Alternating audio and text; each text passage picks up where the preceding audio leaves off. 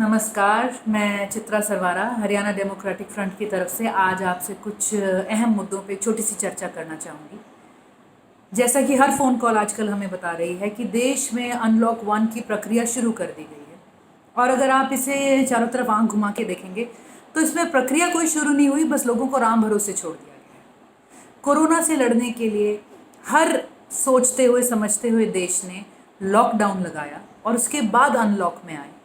Lockdown का जो उद्देश्य था, औचित्य था, वो ये नहीं था कि कोरोना खत्म हो जाएगा, मिट जाएगा, उसमें मर जाएगा, पर उस दौरान देश अपनी वो सारी तैयारी कर लेगा कि जब कोरोना फैलने की स्थिति पे आए तब तक लोगों में जागरूकता आ गई, वो standard operating procedures in place हों और कोरोना से लड़ने के लिए उन्होंने अपना हर औजार तैयार कर लिया। ऐसे जितने भी आप देखेंगे देश, चाहे वो ब्राज़ील है, यूरोप के हैं, कोई से भी हैं, जब उन्होंने अपना लॉकडाउन खोला और अनलॉक में आए तो उनके केसेस में भारी गिरावट आई। हिंदुस्तान की कहानी बिल्कुल उल्टी है। हमने शुरू से लेकर आखिर तक बहुत लंबे हमारे लॉकडाउन्स रहे हैं और लॉकडाउन खुलने के बाद एक आग की तरह कोरोना पूरे देश में फैल रहा है और सरकार ऐसा लग रहा है कि जैसे बगले झांक रही है। हमारी सरकार से कुछ अहम सवाल हैं कि जो लॉकडाउन का समय था, ना तो वो आपके घर बैठने का था, लोगों को घर बिठाना बहुत ज़रूरी था ताकि संक्रमण कम्युनिटी स्तर पे ना आए, लेकिन आपके घर बैठने का नहीं था। तो आपने क्या तैयारी करी? हम सरकार से जानना चाहेंगे, सरकार ने कितने डेडिकेटेड कोविड केयर सेंटर्स खोले हैं प्रदेश में, बताइए आप हमें। हरियाणा में कितने हमारे डेडिकेटेड कोविड केयर सेंटर्स हमारे जो हैं खड़े करे गए? हमारी कोविड टेस्टिंग की कैपेसिटी को किस तरह से रिवैम्प करा गया? कि एंटीजन एंटीबॉडी जो टेस्टिंग आई है वो किस स्तर पे अब सरकार कर रही है? कोविड के इलाज में प्लाज्मा थेरेपी बहुत अहम प्रूव हुई है। हरियाणा में कितने प्लाज्मा डोनेशन सेंटर्स हमारे अब तक रेडी हुए हैं? क्या है हमारी तैयारी? कोई भी इसके अंदर कोई कोई अगर आपको नज़र आती हो किसी तरह की तैयारी यहाँ पे नज़र आती है? और अब ये हाल है हरियाणा में कि दुनिया में हिंदुस्तान जो है 10 लाख जो हमारे केसेस हो गए हैं, हिंदुस्तान पहुंच गया है तीसरे नंबर पर दुनिया में और हरियाणा जो है संक्रमण की स्पीड में अब टॉप 10 के अंदर देश में आ चुका है और अंबाला जो है वो टॉप 5 ज़िलों में से है हरियाणा के। और हरियाणा में जो सबसे लंबी संक्रमण की चेन है वो हमारी अंबाला की कपड़ा मार्केट के अंदर पाई गई है। हम गृह मंत्री का निजी क्षेत्र हैं, यहाँ पर ऐसी क्या खास तैयारी, ऐसे क्या प्रोटोकॉल्स, ऐसे क्या सिस्टम्स, ऐसी क्या सुविधा उपलब्ध हुई है जिससे कोरोना की लड़ाई में मदद मिल सके? अगर कोई भी इसके ऊपर किसी तरह की लाइट डाल सके। हिंदुस्तान में कोविड का खतरा कितना खतरनाक है ये हम समझ भी नहीं सकते। हर रोज़ अनप्रेसिडेंटेड, अभूतपूर्व बढ़ोतरी हो रही है। हम पहले कुछ हज़ारों में नंबर मरीज़ बढ़ते थे, 10 में आए, 15 में आए, 25 में आए, 36,000 मरीज़ एक दिन में हिंदुस्तान में बढ़ रहा है। MIT एक संस्थान है अमेरिका का, जिन्होंने अपनी स्टडी में कहा है कि अगर यही रेट रहा तो 2.25 से 2.5 लाख के करीब मरीज़ प्रतिदिन आने वाली फरवरी तक हिंदुस्तान में होगा। क्या सरकार इस आंकड़े को ध्यान दे रही है? क्या इसके हिसाब से तैयारी कर रही है? इस आंकड़े को रोकने के लिए कुछ कर रही है?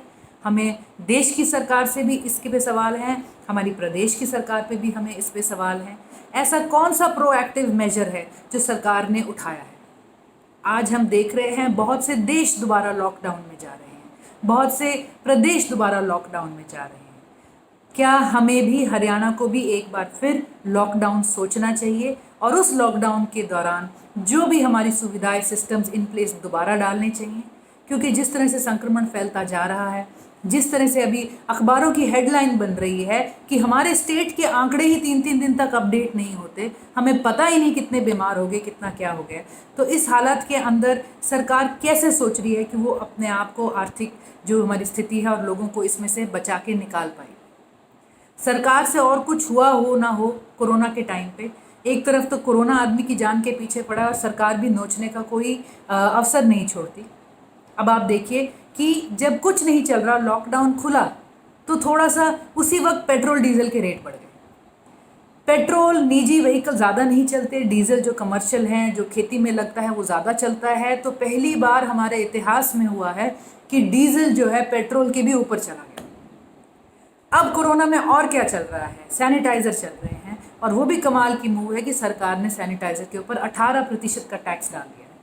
ये वो प्रोडक्ट है जो सरकार को इस वक्त 5 to 0% की कैटेगरी में लेके आ जाना चाहिए। ये सर्वाइवल के अब हमारे प्रोडक्ट्स बन गए हैं। हमारे आंकड़े देखिए, हमारे हालात देखिए, और इसी तरह से अगर चलता रहा, अगर वो 2 लाख, सवा 2, 2.5 लाख प्रतिदिन के मरीज़ की बाढ़ हमारे यहाँ पे आने लग गई और हमारे आगे इलाज और हमारे पास लड़ने की क्षमता ना हुई, तो बहुत बड़ी मुश्किल आने वाली है।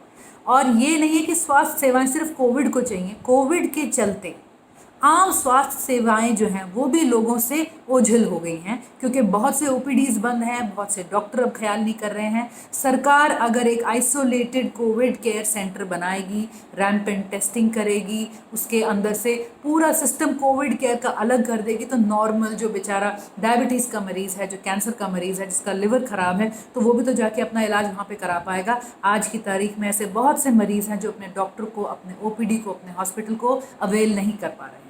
तो सरकार के लिए ये बहुत ही चौंकाने वाला समय है। लोगों के लिए भी ये सतर्क होने का, जागने का, सवाल करने का और अपना एहतियात रखने का समय है।